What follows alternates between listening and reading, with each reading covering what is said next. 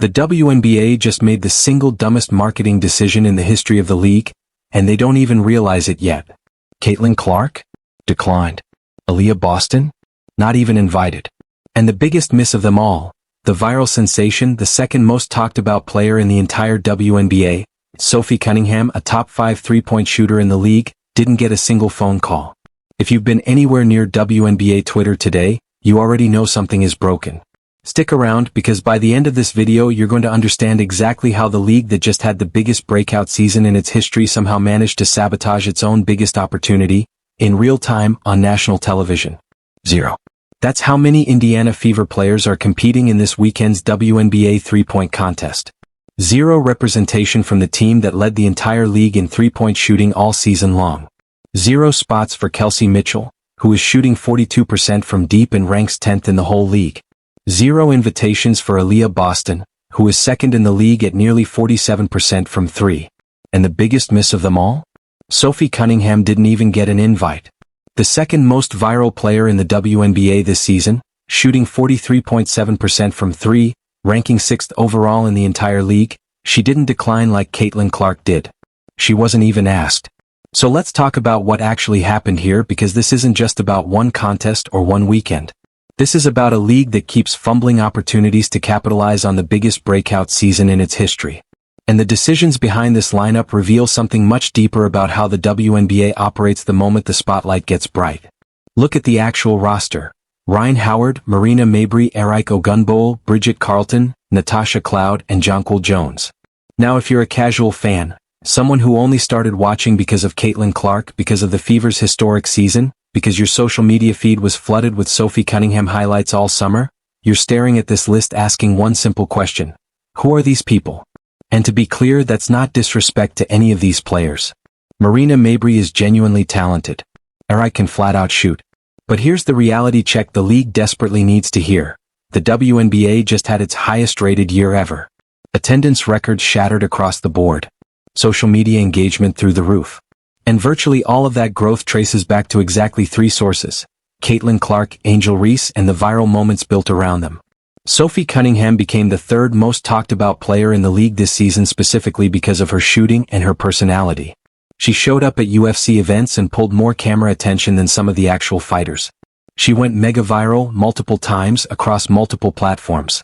Casual fans know exactly who she is. So when you're building a three-point contest for All-Star Weekend, when you're trying to protect the momentum from the biggest season in league history, when you have the chance to showcase your most marketable shooters on live television, how do you not invite Sophie Cunningham? How does that meeting even happen? Yet stranger. Caitlin Clark was invited and declined. Fair enough, her choice, and we'll dig into her reasoning shortly. But she wasn't alone. Sabrina Ionescu also declined. 2 of the biggest names in the league, 2 of the purest shooters in the sport, both said no. And then Kayla McBride declined too, which is wild in its own right, considering McBride isn't exactly in a position to be turning down spotlight opportunities. So now you've got 3 declines and empty spots to fill. You've got Kelsey Mitchell sitting right there, shooting over 42%, who just helped drag the Fever back into the playoffs for the first time in years. You've got Aliyah Boston, lights out from 3 all season. And you've got Sophie Cunningham, who checks every single box. Elite percentage, name recognition, viral appeal, fan engagement, all of it. The league had 3 ready-made replacements who would have actually pulled eyeballs to this event. Instead, they went with Natasha Hedman. I had to look up her stats just to write this script, and here's what I found. She's shooting 34% from 3 this season. 34%. Sophie Cunningham is at 43.7%. That's not a small gap. That's the difference between elite shooting and barely above average shooting. This wasn't about merit. This wasn't about who's actually knocking down threes at the highest level. This was about something else entirely. Now, selfishly, my gut reaction to Clark declining was simple. Go out like Larry Bird, not like LeBron. Walk into that Indiana Fever warm-up and destroy the field. Imagine Marina Mabrey against Caitlin Clark in a final. That would have been an all-time moment. Instead, we get a bracket nobody outside hardcore WNBA circles can even name. Let's actually talk about why Clark declined, because there are 2 legitimate explanations here, and both of them reflect poorly on somebody. Explanation 1, she's genuinely hurt. Not garden variety, end-of-season soreness, actually hurt. Multiple sources close to the situation have suggested Clark has been managing a significant injury for weeks. If that's true, if shooting 100 three-pointers in a contest risks turning a manageable issue into a serious one, then declining is the obviously correct call. Protect the body, come back healthy. Nobody should criticize that. But if that's the real reason, it needs to show up in her All-Star game minutes. You don't get to say you're too hurt for a shooting contest and then log 30 minutes in the actual game 2 days later. That's inconsistent at best and dishonest at worst. If the injury explanation is real, Clark should be playing something like 10 to 15 minutes max in the All-Star game, just enough to satisfy the appearance, then shut it down. Anything more than that, and people are going to rightly start questioning whether the injury was ever the real story. Explanation 2 is more interesting, and honestly, more believable. Caitlin Clark doesn't owe this league anything. The WNBA has spent the entire season undermining her, downplaying her impact, and letting veteran players and media figures take shots at her without a shred of consequence. Remember the infamous dark side comments? Remember how long it took the league to even publicly acknowledge she was the driving force behind the ratings surge? Remember how many times her rookie season numbers got quietly attributed to everything except her talent? If that's her real reasoning, it's basically Clark saying, "I don't need you, you need me." And honestly, she's right. The WNBA needs Caitlin Clark exponentially more than Clark needs the WNBA. She could walk away tomorrow and be financially set for life through endorsements alone. The league, meanwhile, would lose its biggest draw and watch ratings crater back toward pre-Clark levels within a single season. That's not arrogance, that's just math. So if skipping the three-point contest is her quiet way of pushing back against a league that's disrespected her all year, I genuinely can't blame her for it. But here's my selfish take as a fan. I wanted the Larry Bird moment. I wanted Caitlin Clark walking into that contest in her fever warm-up with total confidence, torching the field, winning by 10 points and making it look effortless. The iconic moment where the rookie phenom proves she's simply on a different level.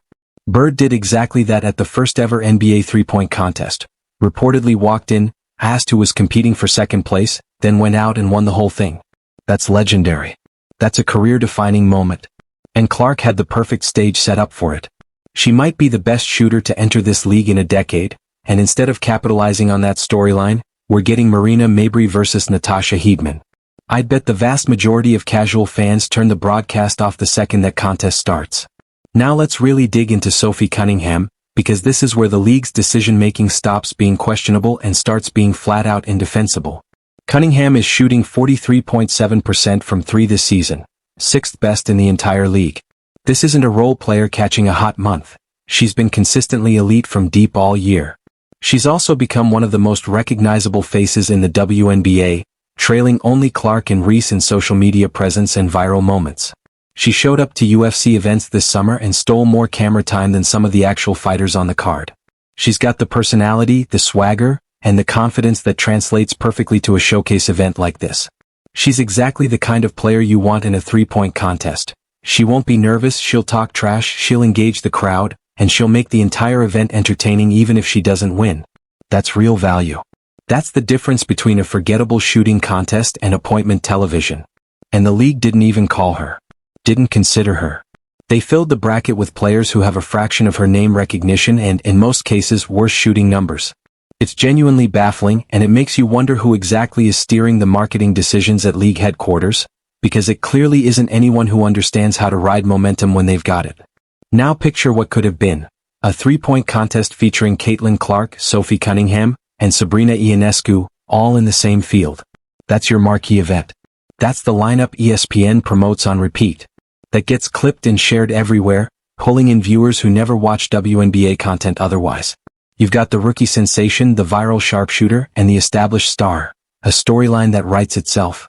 Instead, the league is trotting out a bracket where the biggest name recognition-wise is probably Eric Ogunbowale, and even she doesn't have mainstream pull outside of dedicated WNBA fans. These are respected professionals who've earned their careers, but none of them are moving the needle for a casual audience. None of them are the reason the league had its biggest growth year ever. And that's the core problem. The WNBA just broke into mainstream consciousness for the first time in its history, and instead of doubling down on what actually worked, they reverted straight back to the old model, filling spots based on seniority, internal politics, or whatever criteria nobody outside the league office actually understands. It's self-sabotage, plain and simple. Here's what makes this particularly frustrating. For years, the WNBA rightfully complained about a lack of media coverage, a lack of respect, a lack of investment from networks and sponsors. Then 2024 happened. Caitlin Clark arrived, ratings exploded, and suddenly the entire sports world was paying attention. The league finally got its breakthrough moment, and what did it do with it? Fumbled it repeatedly. They let veteran players take shots at Clark without consequence, building a narrative that the league itself was hostile toward its biggest star. They downplayed her impact on ratings and attendance, as if acknowledging her draw somehow diminished everyone else. And now they're building an all-star weekend that excludes the exact players who made this season historic in the first place. It's like the league is allergic to its own success, like it can't help sabotaging itself the second real momentum starts to build. Let's talk about Kelsey Mitchell for a second, because her situation might be the most disrespectful of them all. She's been one of the most consistent scorers in this league for years. She's shooting over 42% from three this season. She just helped drag the Fever back to the playoffs for the first time since 2016. She's been the definition of a professional, and she didn't even receive an invitation. Not a decline like Clark or Ionescu. Not even a thanks but no thanks. Just completely overlooked. What message does that send? It tells players that consistent excellence apparently matters less than fitting whatever narrative the league office is chasing at any given moment. It tells fans that the players actually driving their interest in the league might not be the ones getting featured on the biggest stages. And then everyone acts confused when that manufactured disconnect fails to translate into sustained growth. And then there's Aliyah Boston. She's shooting 46.9% from three this season, second in the entire league. Second. She's not a three-point specialist by reputation. Her game is built in the paint. But that's exactly what makes this snub so absurd. You've got a traditional post player who's quietly developed an elite outside shot, expanding her game in a way that makes her more dangerous and more versatile than ever. That's a genuinely great story. That's exactly the kind of player development a smart marketing team highlights. Instead, it seems the league decided Boston's reputation as a big means she doesn't belong in a three-point contest, regardless of what the actual numbers say. It's the same backwards, perception over performance thinking that's held this league back for years. Here's what really stings about all of this. The entire league spent this season benefiting from Caitlin Clark's gravitational pull, from the attention, the ratings, the way she elevated the players around her. Fever games landed national broadcast windows. Kelsey Mitchell got more recognition than she'd received in her entire career combined. Aliyah Boston entered All-Star and All-WNBA conversations. Sophie Cunningham's viral moments pulled in brand new fans. All of that growth traces directly back to the Fever and the personalities surrounding that team. And then, the moment it came time to build the league's biggest showcase event of the year, they just ignored all of it. Business as usual. Same old selection criteria. It's as if the league learned absolutely nothing from the very season that saved it. So here's the real question. Does the WNBA actually want to keep growing, or is it more comfortable slipping back into the shadows the second the spotlight gets uncomfortable? Because right now, the actions are telling a very different story than the press releases. Look, I make these breakdowns because I actually care about where this league is headed, not just the box scores but the bigger picture, the decisions behind the scenes that either build something special or quietly tear it back down. If this video made you feel even a fraction of the frustration I felt putting it together, do me a real favor. Hit subscribe and turn on notifications. This channel only grows because people like you decide this story matters enough to stick around for.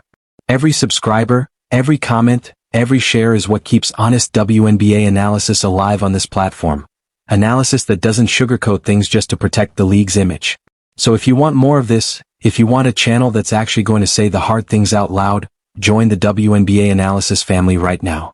Hit that subscribe button. It genuinely means more than you think. Now drop your take in the comments. Was snubbing Sophie Cunningham the worst call of the WNBA offseason, or is there something even bigger I'm missing? Let's talk about it down below. WNBA analysis.